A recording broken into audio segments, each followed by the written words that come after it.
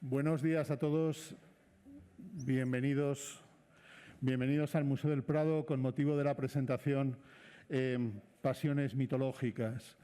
Bien, el origen de esta exposición fue la posibilidad que se planteó de reunir por primera vez desde finales del siglo XVI las poesías de Tiziano, ¿no? El conjunto de 6 obras mitológicas que Tiziano pintó para Felipe II desde principios de la década de 1550 a principios de la década de 1560. Eso es un anhelo que han tenido, pues yo creo que todos los directores de museos de pintura antigua y que hasta hace poco pues era imposible de materializar. Era imposible de materializar porque había algunas dudas sobre la identidad de alguna de las poesías, y sobre todo porque varias de las instituciones que poseían estas obras pues tenían prohibido por sus estatutos el prestar obras de arte. Todos esos problemas, todos esos impedimentos pues se han ido solventando, superando, y pues las instituciones, algunas instituciones que poseen estas obras, pues nos planteamos hace ya unos años el intentar materializar, como digo, este sueño, este anhelo. Mi primer agradecimiento pues está para aquellas instituciones que colaboraron en la empresa y que son propietarias de estas obras: National Gallery de Londres, National Gallery de Escocia en Edimburgo, el Isabella Stewart Garden de Boston, el Duque de Wellington y la Wallace Collection, ¿no? Gracias a ellos y al Museo del Prado, pues como digo, pues se ha podido reunir esta exposición. Una exposición que en distintos formatos pues se va a ver en 3 lugares. En Londres, donde ha estado mucho tiempo colgada y por desgracia poco tiempo abierta al público. En Boston, donde irá en otoño, y en el Museo del Prado. En el camino ha caído la National Gallery de Edimburgo, en Escocia, por problemas financieros derivados del COVID. Tanto en Londres como en Boston la exposición se limita a las 6 poesías, ¿no? Reunir esas 6 poesías de por sí es algo realmente digno de mención, pero creo que, como podréis haber observado viendo la exposición, pues en Madrid era difícil hacer la misma exposición. En Madrid estas poesías significan bastante más, entre otras cosas porque estuvieron aquí las 6, ¿no? La última vez que estuvieron reunidas pues fue en Madrid, porque, como luego insistiré en mi segunda intervención, no como director, sino como comisario, pues son parte integrante un poco del ADN de lo que es la antigua colección real y el actual museo. A partir de ahí, Alejandro Vergara y yo pues empezamos a pensar que queríamos hacer algo más que reunir esas poesías, ¿no?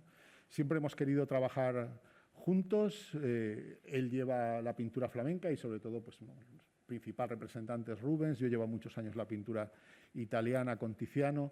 Y, bueno, pues si hay de alguna manera una conexión automática entre los pintores del Museo del Prado, pues probablemente esa sea la de Tiziano y Rubens, ¿no? Y, bueno, pues concebimos esta exposición, Pasiones mitológicas, que recibe este título porque pensábamos que tenía una capacidad de vocación polisémica, es decir, eran muchos los mensajes que se podían transmitir. Evidentemente está toda la historia de la recuperación de una parte importante del legado de la antigüedad, cómo se reinterpretó, lo que es la vigencia o no del modo como se leían estos mitos clásicos, qué era lo que estos mitos clásicos podían aportar a las sociedades del Renacimiento y del Barroco. Son obras pasionales en ese sentido, porque la temática de la mayoría de estas obras pues son las andanzas sexuales de mortales y de dioses. Son pasiones que aluden también a la pasión que estas obras despertaron y siguen despertando entre los coleccionistas y los amantes de la pintura más sofisticados de los últimos 500 años. Y también hay una lectura importante, que es las pasiones que estas pinturas han generado entre los propios artistas. Estamos entre algunas de las pinturas más codiciadas, más imitadas, más alabadas por los propios artistas, desde el momento mismo en que fueron pintadas, y se ve perfectamente en esta exposición pues este diálogo, este repensar unos pintores la obra de los que la habían precedido con un sano afán emulador, ¿no? Incluso de intentar superar lo que había sido los logros de los pintores anteriores. Y desde entonces hasta prácticamente nuestros días. Recuerdo, por ejemplo, lo que Lucien Freud decía hace apenas un par de décadas sobre las dos obras de Diana y Calisto y Diana y Acteón como las dos pinturas más bellas del mundo. Evidentemente, pues cada uno tiene sus preferencias, pero que pensemos que estamos ante algunas de las pinturas más influyentes de la historia de la pintura.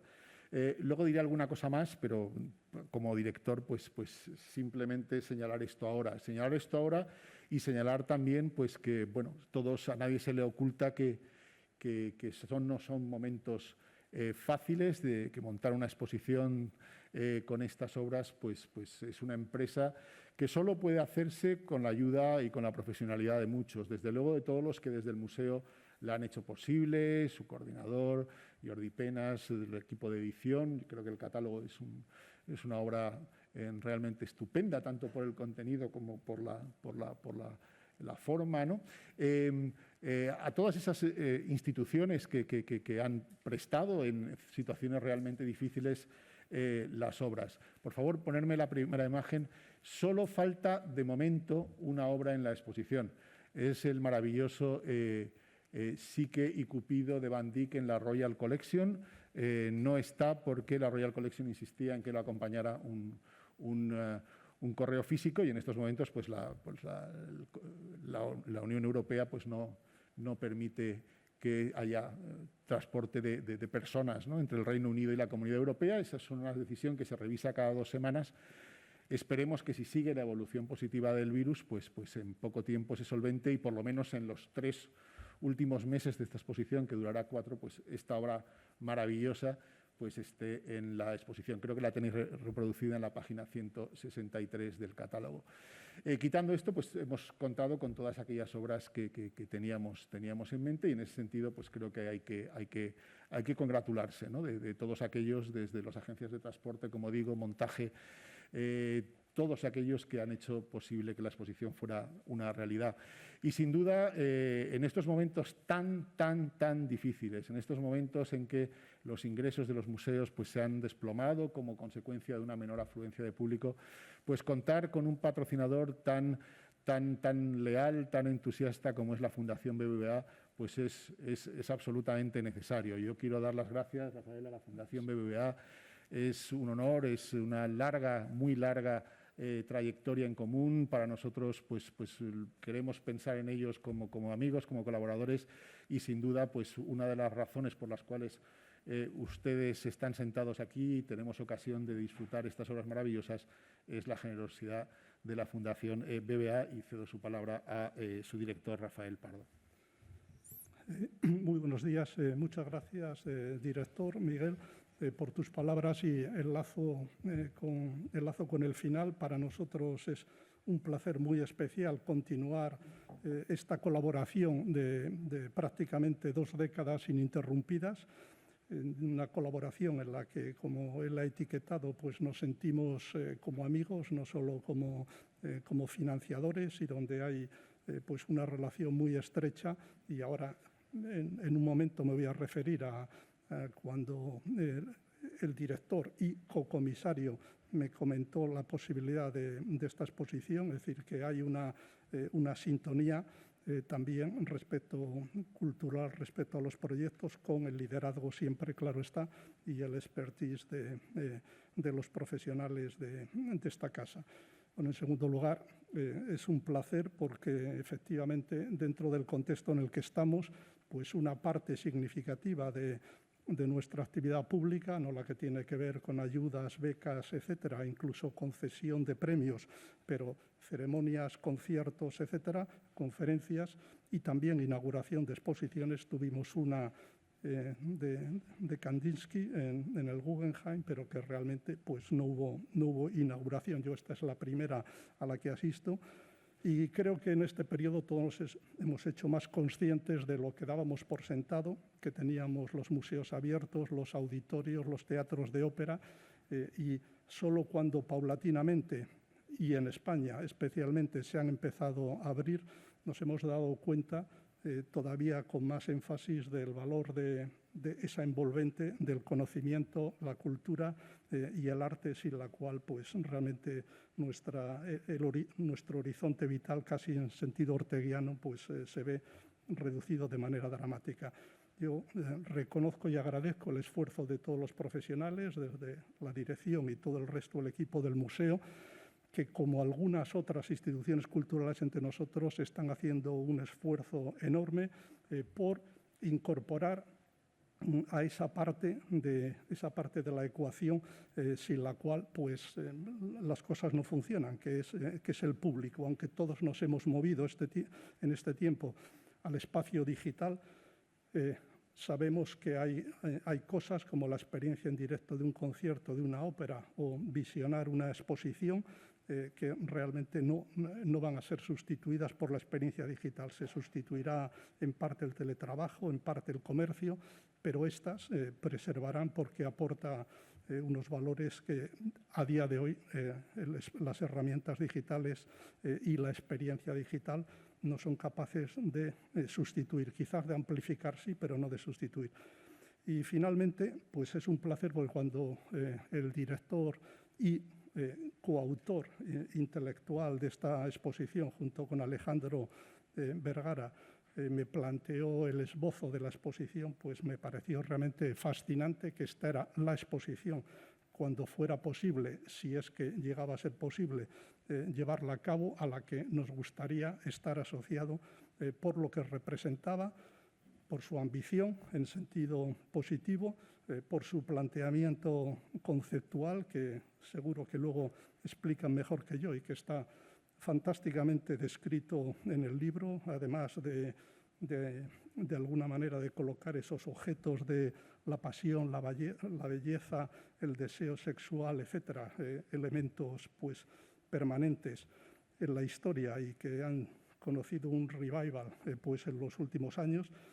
Además de eso, había una reivindicación, pues como en ciencia, de los grados de libertad del artista en una época de balbuceos de la ciencia y, desde luego, de desarrollo de la técnica, el hacer de narrativas mitológicas el objeto formal, pues de alguna manera era reivindicar muchos más grados de libertad del artista, y creo que tanto el director Miguel como Alejandro, en esos fabulosos comentarios que creo que inauguran, como él mismo dice, un género de referirse a las obras y poco habitual o nada habitual en arte, esa reivindicación de que el artista tiene muchos grados de libertad para pensar y para trabajar sus objetos, pues hacía de la exposición algo fascinante.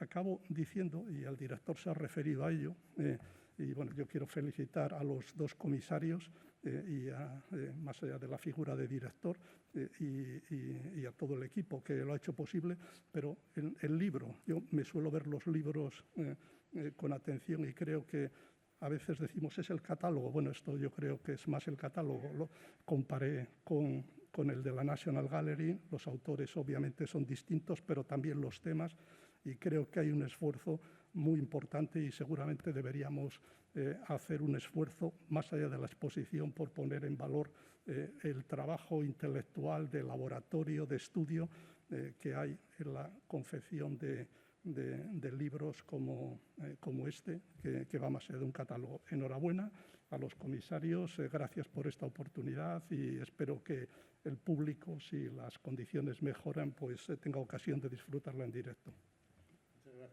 Muchas gracias a la Fundación BBVA.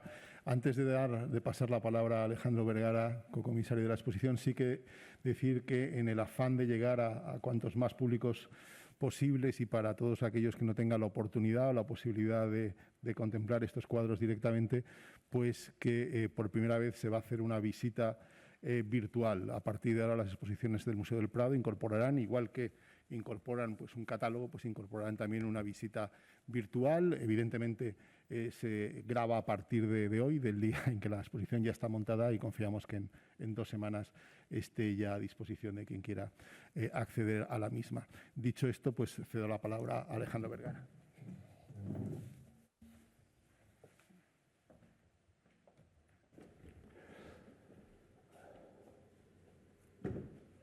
Yo creo que me tenéis que activar la pantalla, me parece. Gracias, Rafael, gracias, Miguel. Me he sentido yo también, habéis apelado a la amistad y he sentido yo lo mismo. Y he sentido también mucha como orgullo, cercanía hacia todos los compañeros del museo. Es obvio que esto es una labor de conjunto. Hace un par de días estuve viendo la exposición con 2 personas que venían de museos importantes de fuera y estaban admirados de los estándares del Prado, no solo de la exposición, sino que venían de ver la colección permanente. Y esos estándares son, bueno, el resultado de un día a día muy esforzado. Creo que es verdad que este museo trabaja con unos estándares excepcionalmente altos y es importante que lo valoremos entre todos. Voy a hablaros bastante brevemente de contenido, sobre todo, de la razón por la cual pensamos que hacer una exposición sobre temas mitológicos es importante, y por resumirla de alguna manera es una razón similar a la que todos podemos entender si nos planteamos un viaje a un lugar distante en el que encontramos valores o maneras de entender la vida y el mundo diferentes de los nuestros, y precisamente por eso valores o miradas, mentalidades que pueden aportar algo a la nuestra, más allá de la fascinación sencillamente por lo diferente, encontrar en ello también la posibilidad de aportación. Tener en cuenta una cosa, pensar en la raíz que da importancia a la mitología. ¿Por qué surge? ¿Qué es? Pensar en personas que son sorprendentemente similares a nosotros hace muchísimo tiempo, cerca de 3000 años, digamos, que se enfrentan a cuestiones que se escapan a su control. Nos pasa lo mismo ahora. Cuestiones que se escapan a su control y que no pueden comprender. Y lo que hacen con estos relatos mitológicos es intentar convertir esas cuestiones en relato, alejarlos de sí, situarlos en un escenario y contemplarlos desde la distancia, y en ese escenario ver que son compartidos y entenderlos de forma poética, digamos, entenderlos no de forma racional o científica, como quizá tenemos la tendencia a hacer nosotros, sino de forma que apela a nuestros sentimientos. Estoy hablando, por ejemplo, de la complejísima naturaleza de ese sentimiento al que llamamos el amor. Lo que os enseño aquí es uno de los cuadros de la exposición, quizá el de autor menos conocido. El pintor se llama Arrigo Fiammingo van den Broek, se le conocía en Italia como Arrigo Fiammingo, un pintor de Malinas que trabajó cerca de Miguel Ángel y de Vasari en Italia durante la mayor parte de su vida. Aunque no hayáis oído nunca hablar de él, que sería lo normal, seguramente habréis visto enfrente del juicio final de Miguel Ángel de la Capilla Sistina una resurrección de Cristo, una pared pintada por este pintor. O sea, es un pintor que llegó a encargos importantes en ese momento en Roma. Lo importante es lo que está pintando aquí. Y lo que está pintando en primer lugar es un diseño de Miguel Ángel. Está utilizando un gran dibujo a modo de calco, digamos. Eso es mucho decir. Miguel Ángel es uno de los realmente grandes de toda la historia de la pintura, del arte, de la cultura europea, Arrigo Fiammingo es uno de varios pintores que reciben ese cartón y su labor es convertirlo en cuadro para que el cuadro parezca pintado como lo hubiese pintado Miguel Ángel. La verdad del arte está en el relieve, dice Miguel Ángel, incluso en el arte de la pintura. Un cuadro es bueno en tanto en cuanto tenga relieve, tenga volumen, 3 dimensiones. Eso está intentando hacer aquí Arrigo Fiammingo, pintando por su mano un cuadro de Miguel Ángel. ¿Qué es lo que vemos? Vemos 2 versiones del amor, reinterpretadas. Otra cuestión muy importante cuando pensamos en mitología antigua. En la mitología antigua no hay un texto canónico, no hay una Biblia, no hay una referencia permanente. Se puede discutir sobre su interpretación, pero una referencia permanente como existe en la cultura cristiana. En la mitología antigua las generaciones van dando vigencia a los temas según las van interpretando, apelando a generaciones anteriores pero innovando. Y los pintores son conductores de esta tradición en el Renacimiento como lo han sido los poetas antes que ellos. Le van dando vigencia, van construyendo sentimiento poético en estas imágenes, en estas historias, en estos relatos, como lo han hecho sus anteriores. En la Grecia antigua, el amor, a quien ellos llaman Eros, es un sentimiento que causa lo que casi todos sentimos que causa. Yo creo que es gozo, pero también desorden. gozo, felicidad, pero también, quizás sobre todo, en algunos momentos de la vida al menos, desorden y dolor también. Eso es Eros fundamentalmente. En época romana empieza a cambiar y se va convirtiendo en un mito más positivo, que quizá dé lugar al que entendemos nosotros. Cuando hablamos de amor, yo creo que hablamos de un umbral, y todo lo que se queda debajo de ese umbral es quizá carencia. Pues para los antiguos griegos, ese espacio de carencia, ese umbral, estar debajo de él, sentir dolor, problemas en la vida, eso es lo que representaba el amor. Me estoy refiriendo a momentos de desamor o de pérdida, por ejemplo, ¿no? Surge con el tiempo una figura alternativa, algunos autores le llaman Anteros, es el hermano bueno de Eros. Fijaros qué idea más buena, ¿verdad? Me llama la atención que no haya tenido más recorrido, de hecho, podríamos haber esperado que la tuviese. Bueno, pensar de esta manera, ¿qué están intentando hacer estas generaciones de escritores con estas nociones? Sencillamente sacar algo de nosotros mismos y convertirlo en algo que todos podamos compartir juntos, ver juntos. ¿Qué hace Miguel Ángel, el diseñador de esta imagen? Pues está pintando a Eros, al pequeño Cupido, que es como le llaman los romanos, que está intentando seducir a su madre, que es Venus, la Afrodita de los griegos. Serían Eros y Afrodita, o Venus y Cupido. Le está intentando seducir, Venus se da cuenta, Venus le está intentando quitar las flechas. Las flechas que caen del carcaj, sin embargo, están a punto de tocar el muslo de Venus. Si lo tocan, Venus perderá la razón. Veremos ahora una imagen en la que la ha perdido, perderá la razón y será sensible a esa sinrazón del amor, ¿no? Este conflicto es un conflicto que en Miguel Ángel no tiene solución, no se resuelve, y que Miguel Ángel convierte en imagen poética, insisto, que nosotros podemos pues, entender esta cuestión, así lo entiendo yo al menos cuando leo y cuando miro, ¿no? Y lo entendemos por vía de sentimiento, no tanto por vía de razón. Cuadro grande me parece a mí por la sensación de profundidad, de trascendencia que siempre le da Miguel Ángel a su pintura. Insisto que Arrigo Fiamengo es mano y pincel de Miguel Ángel aquí, más que ser artista propio. Veronés pinta un Venus y Adonis, un tema muy poco representado hasta que lo hace Tiziano, y Veronés lo pinta por influencia de Tiziano, una de las poesías, la primera pareja que llega a España, la única de las poesías que quedan en España. Veronés pinta por influencia de ese cuadro. Ese cuadro de Tiziano influye también en Shakespeare, llega a Londres antes de venir a Madrid, donde está Felipe II como rey de Inglaterra, como príncipe en ese momento. ¿Qué pinta Veronés? ¿Qué estamos viendo cuando vemos este cuadro? ¿A qué me refiero cuando hablo de estas cuestiones de la capacidad de observar, de sacar de nosotros un problema convertido en relato? Yo creo que este cuadro lo ejemplifica perfectamente. Vemos a Venus, una mujer hermosa, tal y como la describen muchas fuentes antiguas, de pelo áureo, de cabello áureo, dorado, rubia, de piel clara, con un abanico veneciano. Tumbado en su costado está Adonis, un joven que dice Ovidio, por boca de Orfeo, que era tan hermoso ya de niño que incluso la envidia aceptaba su belleza, la envidia con mayúscula como concepto, como personaje mitológico también. Creció para ser más hermoso aún. Un chico joven del que se ha enamorado, una diosa que lo puede todo en el terreno del amor y de la fertilidad y de la belleza. Han pasado una noche de amor, digamos, aunque parezca de día. Él está dormido con el cuerno de cazador en la mano derecha. Él es un joven cazador y tiene los perros de caza que le están rodeando. Uno duerme, otro, sin embargo, está inquieto y veis que Cupido le está sujetando, Cupido con el carcaj de las flechas entre las piernas. Cupido está sujetando el perro está inquieto. Es fácil que sintamos, como sentiría un conocedor de esta historia, como lo era el público contemporáneo, es fácil que sintamos en la inquietud de ese perro el anuncio del episodio siguiente. Adonis es cazador y debe ir a cazar, y el perro, uno tiene la sensación de que ha olido o ha intuido la presencia de un animal en el bosque. Lo que va a pasar a continuación lo sabe todo el mundo que ve este cuadro en ese momento. Adonis se va a levantar, va a ir a cazar y cuando cace va a morir, ¿no?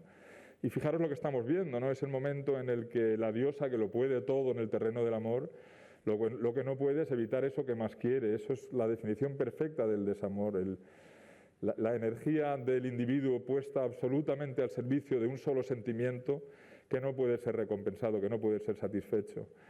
¿Quién nos va a explicar eso mejor que un poeta o que un pintor? Pues la tradición psicoanalítica, quizá, no sé si nosotros apelaríamos a ella, pero yo creo que la relación con estos cuadros tiene que ser una relación de sentimiento intenso, dispuesta a entender las cosas de esta manera que os estoy contando. Y lo interesante, por supuesto, es pensar en los pintores como los intérpretes o conductores de esta tradición, en este caso Veronés. ¿Qué está haciendo?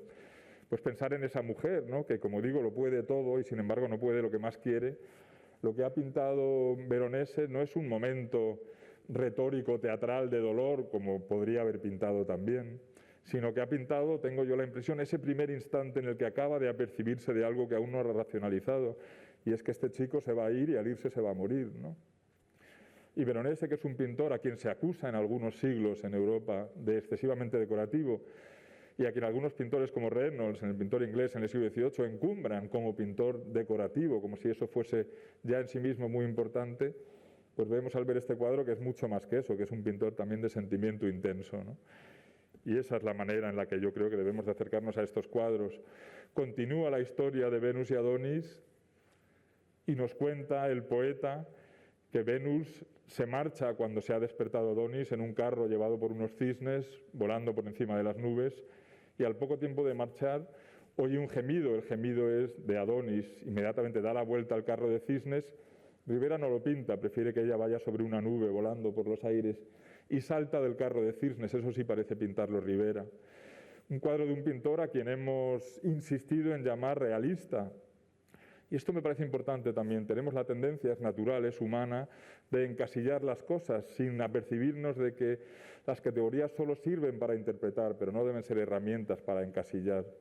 Es útil pensar en Rivera como un pintor realista si uno le contrasta con el idealismo que le rodea, pero a la vez es un pintor inmensamente poético, ¿no? Fijaros aquí lo que está sucediendo. Esa mujer de la que os hablé antes, de cabello áureo, acaba de llegar al lugar y salta para acercarse al ser amado que ha perdido. Dice otro poeta que el dolor de ella, el dolor que ella siente en el alma es tan inmenso como el que él siente en el costado. Él acaba de morir. Y fijaros cómo ha pintado Rivera ese cuerpo muerto. Esa es la aportación del artista, este ligero encorvarse que nos hace sentir a nosotros dolor también, ¿no? Y ese peso de ese cuerpo muerto, que lo que enfatiza su muerte y su dolor, lo que enfatiza es el hecho de que esta mujer que lo puede todo no puede tener esto, que es lo que más quiere, ¿no?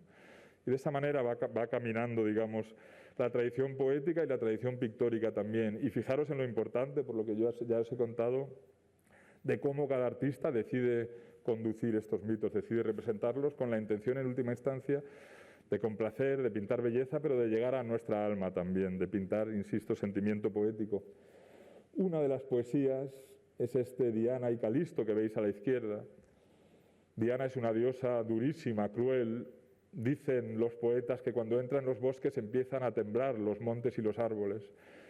Todo el mundo le tiene miedo.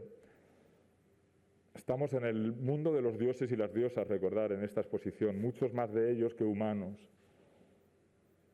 No se entiende bien por qué la dureza de Diana, Artemis la llaman los griegos, y no se entiende bien, no digo solo ahora o en mi caso, sino que muchos poetas antiguos ya se lo preguntan, ¿qué es lo que hace aquí? Ella representa algo prohibido, algo que no se puede ver, ni siquiera en el bosque. En otra de las poesías, la de Diana Acteón, castiga a un hombre que la ha visto. En esta pasa algo diferente. Ella representa también una cierta pureza y castidad. Ella con sus ninfas, su tribu, la gente a quien ella protege. Una de ellas, sin embargo, ha sido violada por Júpiter, violada por Zeus. Y tras esa violación ha sido castigada por Juno, la mujer de Júpiter. Pobre chica, no ha hecho nada más que ser objeto de un acto violento. Y sin embargo, cuando Diana se da cuenta de su embarazo, la castiga. Y el brazo y la dureza y la crueldad de Diana en esta imagen es inconmensurable, me parece a mí. Lo digo de verdad, no es una imagen que me recuerda al dedo acusador de cualquier momento en el que uno se encuentre con esa situación de dedo acusador, ¿no? Ella, si la miráis de cerca en la exposición, veréis que tiene las mejillas rojas, parece que lleva sufriendo, llorando todo el día, no solo este momento. Ella es extraordinaria de belleza, no digo de belleza como mujer pintada, sino como pintura. Cómo destaca las luces en la tripa, el pintor en ese caso. ¿Por qué es tan dura? Es una cosa realmente difícil de comprender. Creo que lo más fácil es asumir que la vida a veces es así, se muere la gente, se hacen cosas inevitablemente que no se deben. Pues esto se convierte en relato, ¿no? Y el relato tiene en esta mujer la prohibición y la crueldad y la dureza más abrumadora de todas.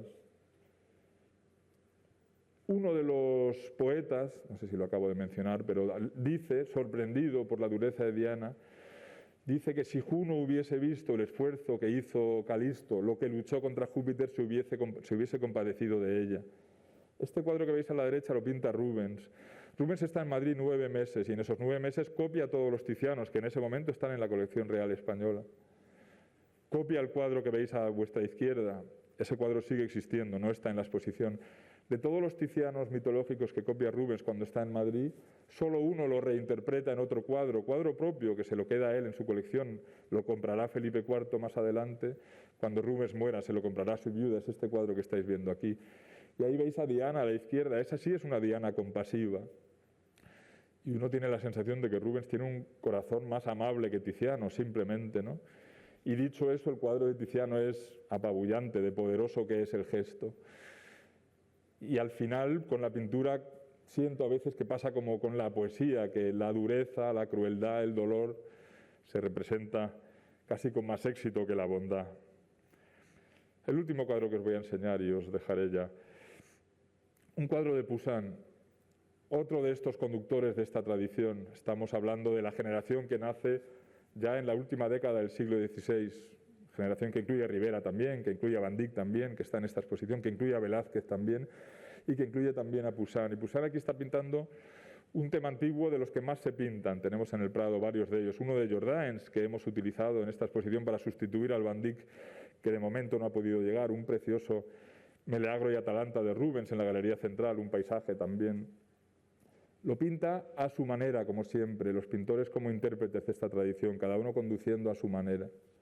Lo que estamos viendo es el inicio de un acontecimiento que acaba siendo trágico, la caza de Atalanta y Meleagro. Hay un jabalí que precisamente porque Diana no ha sido tratada, no se le ha rendido homenaje como se debe, pues Diana ha decidido enviar un jabalí para que destroce los campos de Caledonia y el príncipe de ese lugar decide convocar una partida de caza que incluye a Perseo y incluye a Jasón, incluye a muchos de los grandes héroes de la Ilíada, de la antigua mitología griega. Y entre ellos aparece una mujer, Atalanta. La estáis viendo ahí vestida de azul. En la imagen, seguramente, aunque la figura central es maravillosa, hermosísima, una búsqueda de un entendimiento profundo de canon, de armonía y proporción antiguas, como se manifiestan en los relieves de la antigüedad, Meleagro seguramente es la figura que está a la derecha, tiene una ropa más principal, el que está con un señor vestido de rojo detrás que le está atando la cola, que le está preparando. Nos cuentan los poetas que en el momento en el que se inicia la caza, en el que comienza a andar la partida de caza, Meleagro empieza a sentir deseo por Atalanta, un deseo que no quieren los dioses porque él está ya casado.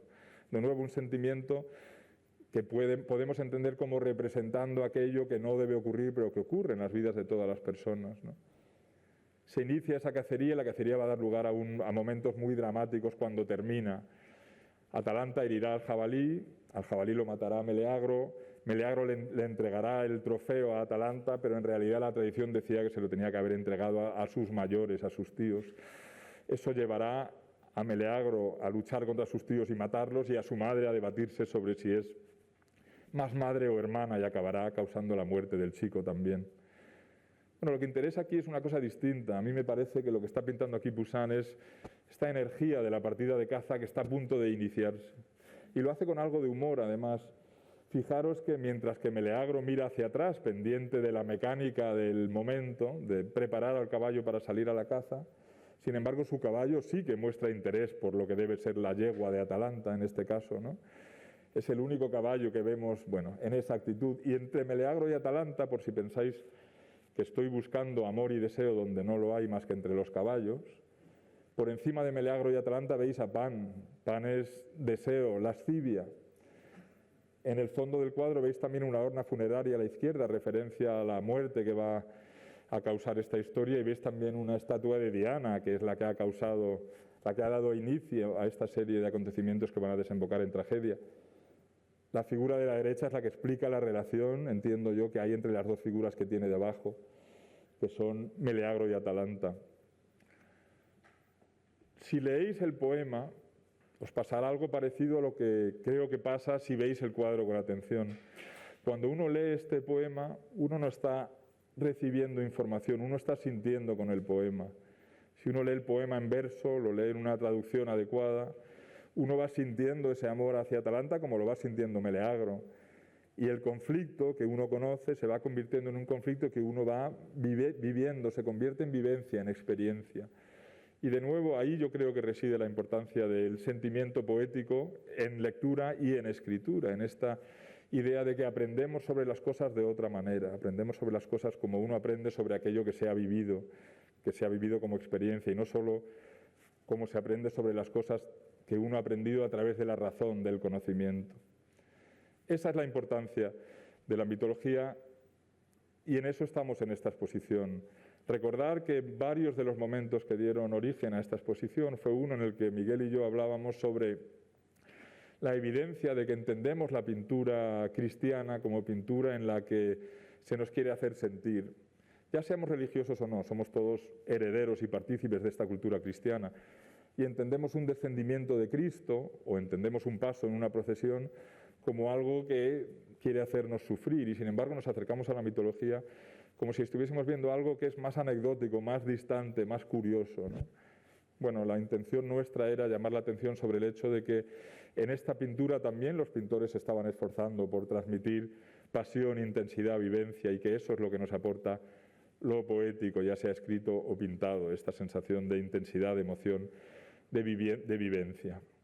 Ahí lo dejo y ahora nos va a hablar Miguel de otra parte de la exposición.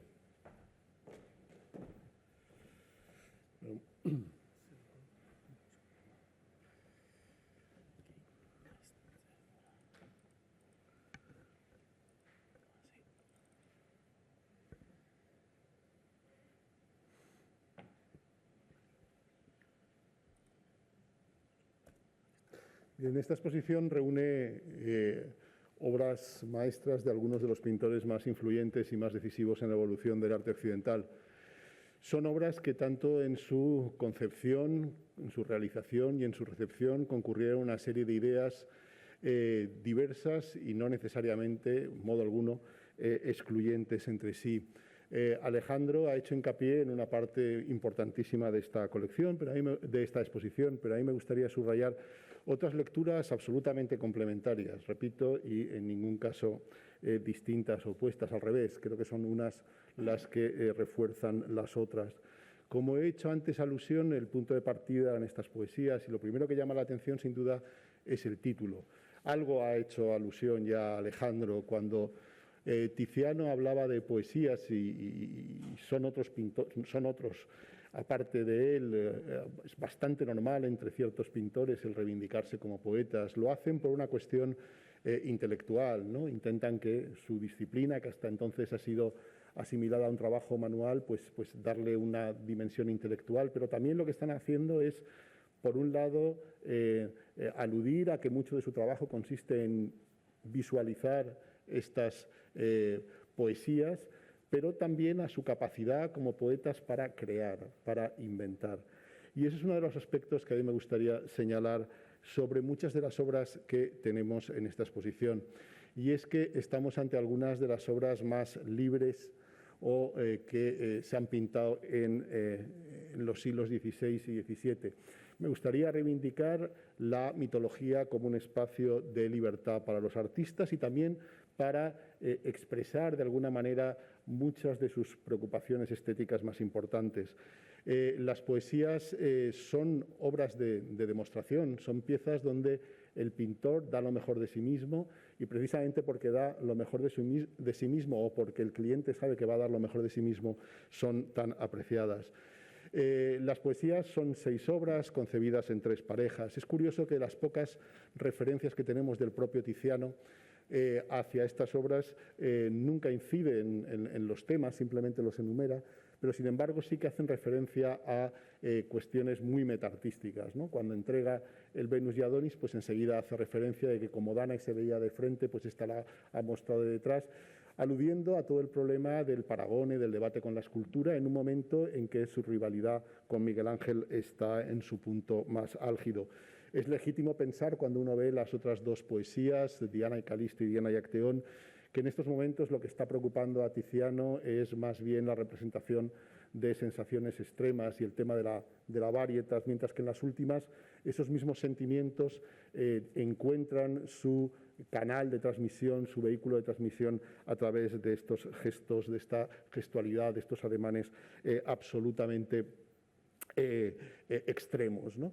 Son una serie de cuestiones que, como digo, pues dotan a estas obras de una importancia grande, ¿no? Aquí tenéis, bueno, pues esta pareja de uno visto por delante y otro visto por detrás, ¿no? Pero, como digo, son obras que eran espacios para la libertad, y lo son porque estaban menos sujetas que las obras religiosas a una serie de condicionantes que son tanto de características temáticas como de características formales. Cuando veis el Venus y Adonis de Tiziano, estamos ante un momento que podríamos decir casi seminal, o hacia un momento, uno de esos momentos de transición en la evolución del arte. Una de las cosas que nos enseña la exposición también es cómo los artistas empezaron a intentar visualizar los mitos a través de la pintura. Pensad que, a diferencia de la escultura o de la arquitectura clásica, que había llegado, es cierto que de manera fragmentaria, pero había llegado en buena medida hasta el Renacimiento, en el caso de la pintura no se conocía nada. Lo poquito que sabemos de la pintura procede de Pompeya y faltaban todavía varios siglos para ser descubierta. Acuden a vestigios escultóricos, acuden también a textos literarios antiguos que describen algunas de esas piezas, y en la exposición hay alguna obra de Tiziano que está hecha con un deliberado propósito ekfrástico, ¿no? de recrear una pintura supuestamente perdida de la antigüedad. Es lo que sucede con la Bacanal de los Andrios y sobre todo con la ofrenda a Venus. Pero poco a poco el pintor se va sintiendo más seguro, es capaz no solamente de interpretar, de visualizar unos textos, sino incluso también de inventar cuando considera que eso es importante para representar lo que él quiere representar. Y eso es lo que sucede con Venus y Adonis. El abrazo desesperado de la diosa por retener a su amante mortal, que sabe, como ha dicho antes Alejandro, que cuando vaya a la caza morirá, es un episodio que no aparece en Ovidio, no aparece en ningún mitógrafo, que se inventó Tiziano y aquí es lo que es realmente importante, y también aludido a Alejandro a ello, va a pasar de la pintura a la literatura. Parece evidente que el Venus y Adonis de Shakespeare está inspirado o depende del conocimiento de esta obra de Tiziano, y está fuera de dudas en literatos españoles del siglo de oro como Lope de Vega o Góngora. Esta libertad que se tomó Tiziano de inventarse un momento del mito que no existía, pues hubo una persona así bastante pedante, Raffaello Borghini, que dijo, se tomó una licencia, pero no pasaba de eso, ¿no? De un tirón de orejas entre eruditos. Sin embargo, cuando un otro pintor representado, amigo de Tiziano y presente en la exposición, Veronés, hizo lo mismo con una composición religiosa, tuvo que dar cuentas ante la Inquisición. Es decir, la mitología permitía una libertad a la hora de representar e incluso de añadir partes propias del pintor que el mundo religioso no lo hacía. Pero no solamente se trataba de incluir aspectos temáticos, sino también en la misma forma de representar esas obras. La pintura religiosa, sobre todo a partir de determinado momento de la Contrarreforma, impone una serie de principios en la representación estética. Tienen que ser obras de fácil lectura, obras que lo que hagan es que susciten en el creyente pues, el deseo de rezar. Es curioso cómo el padre Sigüenza, ante una copia del martirio de San Pedro, dice que con estos italianos de Tiziano, que estaban en el Escorial, dice que con estos italianos no hay quien rece, que lo único que quieren es demostrar su calidad artística, que todos estos escorzos, todas estas figuras volantes, todos estos efectos lumínicos, lo único que hacen es distraer la atención. Sin embargo, si os fijáis, y aunque es bastantes décadas anterior, hay muchos elementos en común entre ese martirio de San Pedro Mártir y el rapto de Europa de Tiziano. Los escorzos son muy parecidos, los paños al viento, donde en un lugar son putti y en el otro son ángeles. Sin embargo, en este terreno de la mitología no había ningún tipo de cortapisa. Uno podía crear, podía inventar sin necesidad de tener que adherirse a un ideario estético determinado. Y eso es lo que hace de estas obras, como digo, pues un terreno de libertad para los artistas. Son obras, y con esto concluyo, que, como he dicho antes, las 6 poesías se han expuesto, solo ellas en Londres, y solo ellas volverán a exponerse en Boston. ¿Por qué en España hemos hecho algo distinto? ¿Por qué en Madrid, por qué en el Prado hemos hecho algo distinto? Pues porque pensábamos que no podíamos exponer esas poesías en Madrid del mismo modo. No significan lo mismo para el Museo del Prado que lo que pueden significar para la National Gallery de Londres o para el Isabella Stewart Garden de Boston. Creo que cuando vemos la exposición es evidente que estamos ante unas obras que forman parte del ADN estético de la antigua colección real y, por lo tanto, también del Museo del Prado. Esa tradición pictórica que primó el color y la representación de los sentidos a través de la pintura es la que gozó desde el principio del gusto, del favor de los reyes españoles y la que explica en gran medida por qué el Museo del Prado es lo que es. Sin duda, si hay un momento en la exposición que eso es extraordinariamente evidente, es en la confluencia entre el rapto de Europa de Tiziano y las hilanderas de Velázquez. No se trata solamente que el tapiz en el que están trabajando las figuras de las hilanderas y que aparece al fondo pues sea el rapto de Europa de Tiziano. Es que cuando Velázquez pinta este cuadro, lo que hace es una verdadera declaración de intenciones.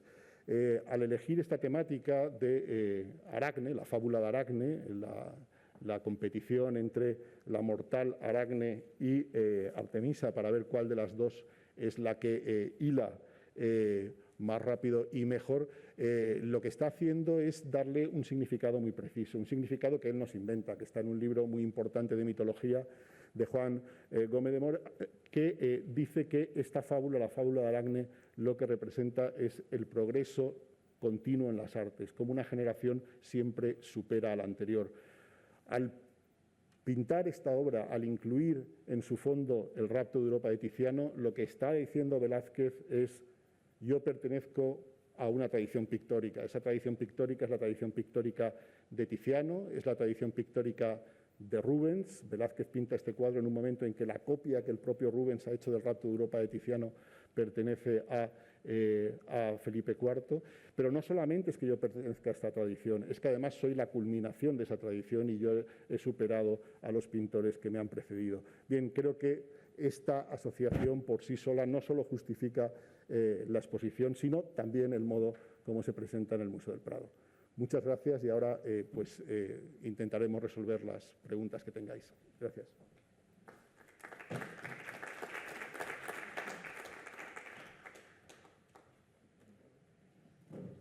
Pregunta, por favor. Aquí, Miguel, me gustaría que dieras algunos datos más, por favor, sobre los temas el tema de la visita virtual. ¿Cuándo se va a poder acceder a esa visita? ¿Cuánto va a durar? ¿En qué formato va a estar grabada? ¿Si va a ser una visita comentada o no? Bueno, ¿Qué precio va a tener? ¿Si va a ser gratuita o no? No, es una visita virtual hecha expresamente. No es una visita donde vaya el comisario enseñando la exposición, sino que está hecha por un estudio español y donde lo que se va a hacer es ir viendo la exposición. Te permite, evidentemente, entrar en cada una de las obras con reproducciones donde aparece la bibliografía, donde aparece una visita que la duración todavía no está fijada, yo creo que será entre 30 y 45 minutos. Estará disponible, calculamos que en 2 semanas, evidentemente, precisamente porque es una visita virtual a la exposición. Hasta que la exposición no está totalmente montada, no se puede empezar a grabar y a producir, y tendrá un precio que es exactamente el mismo que el de las audioguías del museo. Es decir, se trata básicamente de no hay ningún ánimo de lucro, sino únicamente recuperar la inversión. ¿Alguna otra pregunta, por favor? Buenos días. Quería plantearles simplemente 3 preguntas breves acerca del posicionamiento del museo y de la narración que el museo puede llegar a hacer sobre la mitología, ¿verdad? Hay un estudio muy interesante en el catálogo de Sheila Barker que trata someramente este posicionamiento, en el que llega a decir que la interpretación no es un monopolio de los museos. Me gustaría saber cuál es la responsabilidad, si no, como queda claro la interpretación, cuál es la responsabilidad del museo a la hora de interpretar hoy esos mitos después de un hito fundamental en la historia del museo como es Invitadas. Por otro lado, Alejandro, que se ha referido a unas cuestiones casi psicológicas de la percepción del arte, ha dejado apuntado un tema bastante interesante sobre la aportación de los valores de la mitología a la actualidad. Me gustaría saber, a tenor de estos asuntos, qué lecciones puede extraer, según el Museo del Prado o según Alejandro Vergara, el público de estos episodios que básicamente son un recuerdo de violencia y que, curiosamente, ¿no?, que aquí creo que está la importancia, pasan de un espacio privado a un espacio público. Y me gustaría también, por último, Alejandro, si pudiera, ya que se ha puesto en el lugar de Calisto, me gustaría que se pusiera también en el lugar de Dánae, que se pusiera en el lugar de Andrómeda o que se pusiera en el lugar de Europa, si le parecen también pobres mujeres por haber sido violadas y por ser violadas en directo. Gracias. ¿Quieres empezar tú? Sí. A ver, la aportación, como en todo lo poético, no es concreta. Y la llegada a la aportación tampoco es premeditada, es una búsqueda, ¿no? Yo como persona sensible, como lo somos todos, como amante del arte y también como historiador, pues me adentro en cuestiones como pueda ser un libro, una obra de arte o un poema, con mente abierta y con intención de sentir cosas distintas a las que siento habitualmente, un poco lo mismo que hago quizá cuando viajo, ¿no? Y al ir adentrándome de esa manera, pues sencillamente voy encontrando y sintiendo. Y esa es la aportación, es llegar a sentimiento distinto. Y a través de sentimiento no se llega a comprensión, pero sí se llega a enriquecimiento. Y en cierto modo lo dejaría ahí, me parecería arrogante decirle yo a los demás que tienen que aprender de estas cosas. Sin embargo, aunque lo pueda parecer también, sí que insistiría encarecidamente en que acercarse a ellas aporta, ¿no? Aporta lo que leer un gran libro, no más que otra cosa, pero tanto como. Y aporta sensación, como digo, de andar camino con ánimo de búsqueda, con honestidad, ir encontrando, pues por ejemplo, en un momento que uno puede vivir de desamor, por poner un ejemplo, pues encontrar ese desamor compartido, incluso amplificado, pero esa amplificación no se convierte en algo únicamente doloroso, sino que se convierte en algo que apela a esa otra parte de nuestra naturaleza que no es la razón. Entonces yo creo que lo que nos aporta la mitología es una puerta abierta a ese otro lugar de comprender y lidiar con cuestiones que plantea la vida, que no solo son problemas, algunos son, llamémoslo, experiencias o situaciones, y lo que nos plantea es un acercamiento a esas situaciones o experiencias o vivencias por vía poética. Con ello lo que quiero decir es por vía de sentimiento y de emoción y no tanto de razón o de explicación, que llamémosla más contemporánea.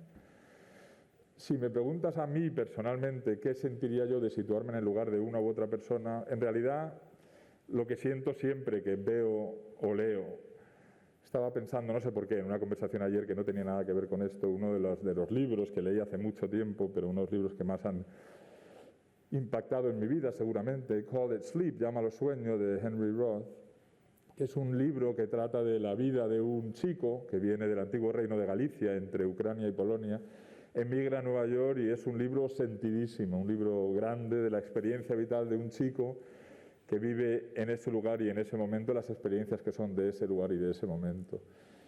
Muy diferente a mí, tan diferente a mí como a todos vosotros, y sin embargo no es nada difícil para mí pasarme 4 semanas leyendo ese libro, viviendo una experiencia distinta de la mía.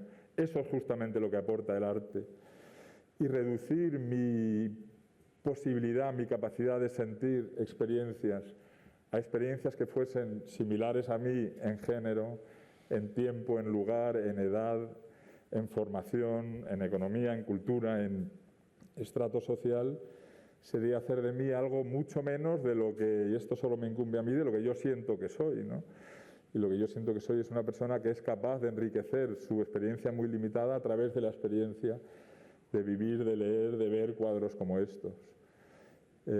Yo cuando veo cuadros como los de esta exposición, los que tú has señalado, quizá no sean los que a mí me llaman más la atención, pero sí lo son los dos de Diana, lo que siento es dolor y crueldad sobre todo, ¿no? Y no pienso si estas personas son dioses o humanos, ni si yo soy dios o humano, simplemente me adentro en un espacio de sentimiento y convierto ese sentimiento en mi experiencia. E insisto que la idea de que mi experiencia o mi capacidad de sentir está limitada a una serie de parámetros, pues yo en mi caso desde luego no lo vivo así. Bueno, yo creo que es evidente que si uno lee las Metamorfosis de Ovidio, pues están llenas de una serie de conductas que están tipificadas en muchos códigos penales, ¿no? Y así deben estarlo en el siglo XXI. Sí, eso es así, no solamente los personajes que aparecen en esta exposición. Yo hace unos años comisarié una exposición que llevaba por título Las Furias, donde todo eran hombres desnudos sufriendo los tormentos más tremendos. Son cuadros pintados hace 400, 500 años que visualizan unos textos poéticos de hace 2.500 años. Es lógico que no compartan los valores que compartimos ahora. También es normal que no renunciemos a nuestra condición de ciudadanos del siglo XXI, pero sí que deberíamos hacer un esfuerzo para no intentar trasladar a estas obras los valores que tenemos ahora. Eso se llama anacronismo, y el anacronismo yo creo que es uno de los pecados peores en los que puede incurrir un historiador del arte. Sorprende, sin embargo, que uno ponga la televisión, acceda a cualquiera de las plataformas digitales y vea tantísimas series, sobre todo aquellas que tienen un pretendido trasfondo histórico de imaginación o ficción, donde los desnudos femeninos son gratuitos, la violencia es gratuita, que están hechas con la mentalidad y con los valores de ahora, y nadie levante la voz para criticarlas, y sean Tiziano, sean Rubens, sean Ovidios, los responsables o los culpables de todo esto. Yo insisto, creo que tenemos que tener un poco hacer un esfuerzo de intentar interpretar y ver estas historias y estos artistas. Lo hacemos desde nuestro punto de vista, pero teniendo en cuenta cuándo estas obras fueron realizadas, ¿no? Con respecto a la mitología, yo creo que estamos en un mundo mucho más heterogéneo, mucho más cambiante. Hace 50 años probablemente la mitología ocupaba un lugar mayor y más importante que el que ocupa ahora. Sigue teniendo, yo creo que una importancia, y sigue siendo una fuerza matriz importante dentro de determinadas disciplinas. Solo hay que pensar en las dos poetas que han ganado el año pasado el Premio Nobel de Literatura o el Premio Princesa de Asturias, para ver a dos poetas que encuentran en la mitología una fuente de inspiración importante. Yo acabé de leer hace poco a John Banville con Los Infinitos, hablando de unos dioses, ¿no? que siguen actuando poco menos que como los que aparecen en las obras de Ovidio. Y con respecto a la primera pregunta, no veo no veo ninguna incompatibilidad entre invitadas y esta exposición. Me parece que son aproximaciones distintas, todas hechas desde el mayor rigor historiográfico, que evidentemente abordan y plantean problemas distintos en épocas distintas. Volviendo a aquella exposición que hice yo sobre las furias, pues todos tenían un elemento en común, aparte de ser hombres, estar desnudos y ser castigados, y es que estaban castigados por la ubris, una cierta soberbia, una cierta forma de pensar que solo hay una manera de interpretar la vida y de interpretar los mitos y de interpretar también el trabajo en un museo. Gracias.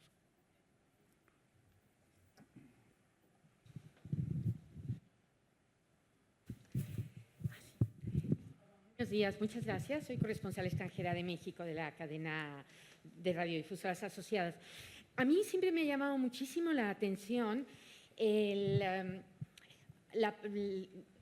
gusto de Felipe II por Tiziano, esta preferencia, ¿no? Uno se imagina a un rey pues, muy católico y al mismo tiempo muy abierto, ¿no?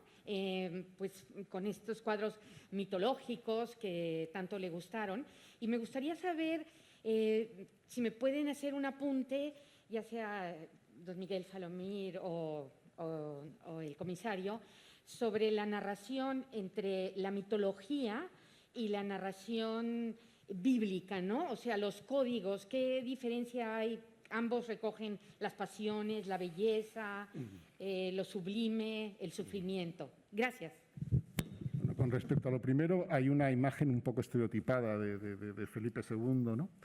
Y bueno, el ser católico no quería decir que no te gustaran obras de arte, muchas de ellas hechas con una evidente intencionalidad erótica. Italia era un país católico y estaba lleno de este tipo de obras. También es importante recordar que Felipe II fue una persona que nació en el año 27, murió en el año 98 y a lo largo de su vida no siempre tuvo las mismas ideas. La actividad de Felipe II como coleccionista de pintura mitológica empieza muy tempranamente y prácticamente cesa en 1568, que es el año del famoso viraje filipino, el año en que una serie de circunstancias de todo signo, personales, políticas, religiosas, concurren y hacen que Felipe cambie completamente. Es el año de la revuelta de los Países Bajos, es el año de la muerte de su esposa, es el año de la muerte de su hijo y heredero. A partir de ahí sí que se percibe en Felipe II un desinterés notable hacia la pintura mitológica, hasta tal punto que las poesías dejan de estar las 6 en la colección real, ya en vida suya se desprende de una probablemente regalada al escultor y tratante de pintura Pompeo Leoni. Entonces, bueno, creo que es también importante que evidentemente en un país como España la posesión de esta serie de obras suscitó una serie de temas. Hubo incluso dictámenes y reuniones de teólogos, ¿no?, que al final pues dejaron estar, más que nada porque el mayor propietario de pinturas era el rey y no era cuestión de censurar al rey. Pero bueno, hubo actitudes de todo tipo, de forma bastante sutil. Trasladaron la responsabilidad no al que coleccionaba las obras, sino al que las hacía, y eso explica en gran medida por qué tan pocos pintores españoles se dedicaron a estos temas, ¿no? Y con respecto a lo que decías antes, bueno, yo creo que lo he intentado explicar, es decir, la pintura religiosa llevaba aparejada pues unos límites bastante mayores en términos tanto iconográficos como en términos formales. Es muy curioso cómo Tiziano y con él muchos otros escritores de la época distinguen entre las fábulas y las pinturas de historia. Por pintura de historia entienden la pintura que se ajusta a unos hechos reales, que para ellos son o bien las pinturas de eventos históricos o la pintura religiosa, que para ellos reflejan historias reales. Mientras que las fábulas son aquellas como las mitologías que recrean pues invenciones de los poetas, pero que no dependen de una realidad histórica y donde, por lo tanto, el margen de imaginación es mayor.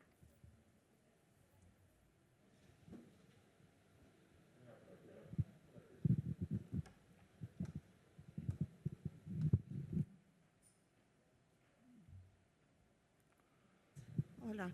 Yo quería saber si hay una diferencia en la manera de tratar el mito, la mitología, entre las obras, digamos, de estos temas que tenéis vosotros también, más de un Tiziano más joven, o sea, las que están hechas para Alfonso de Este, o bien las que estaban hechas de un Tiziano más maduro, más mayor, por Felipe II.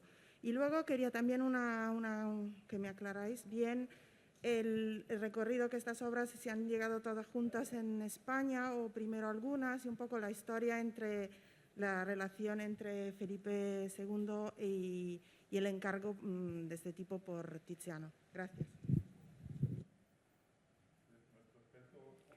Tiziano es el director. Bueno, vamos a ver las diferencias que hay. El encargo es de una naturaleza muy distinta. Tienen en común en que las pinturas de Tiziano para Alfonso de Este iban a exponerse formaban parte de un conjunto que iba a exponerse en un espacio determinado, igual que las poesías. En el caso de Alfonso de Este sabemos exactamente cuál era el espacio, era el camerino de alabastro que unía en la vía Coperta, que unía el palacio con el castillo de los Este en Ferrara. Yo diría que la principal diferencia está en lo que representa a un pintor en su juventud con 25 o 30 años enfrentándose a estas primeras composiciones mitológicas complejas y un patrono que además le da unas instrucciones muy precisas. Lo de Alfonso de Este era tremendo, no solamente le daba el tema, le mandaba la descripción del cuadro de la antigüedad en el que tenía que inspirarse, las medidas y le mandaba hasta el lienzo y el bastidor. Es decir, el margen de libertad del pintor era era relativamente pequeña.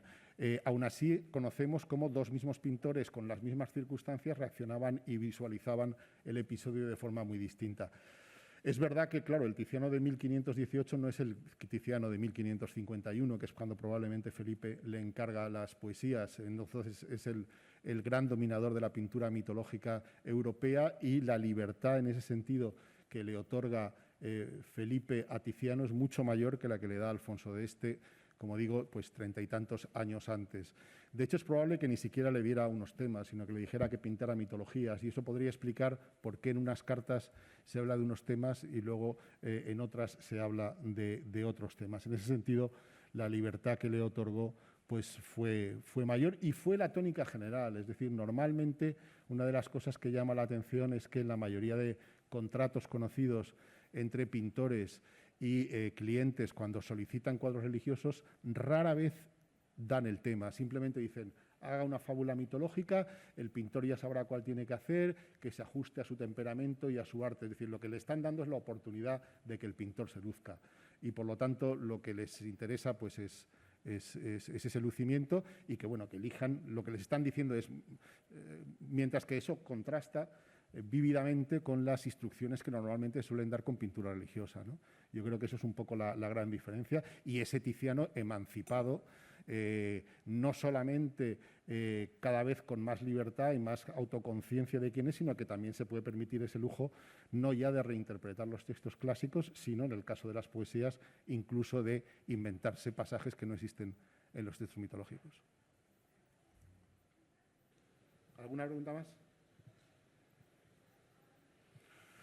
Pues muchísimas gracias a todos. Gracias.